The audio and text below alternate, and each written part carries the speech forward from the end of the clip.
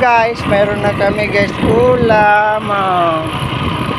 Ayan guys, pato, may bitbit kaming malunggay, tapos mayroon pang papaya. Ayan. Ayan. Pato, gataan natin tong pusit. Nilinis ko na yan mga pato with papaya. Mga kapato, kalunggay, papaya. At ito ang ingredients. Kumuha akong fresh na kalamansi. Ayan.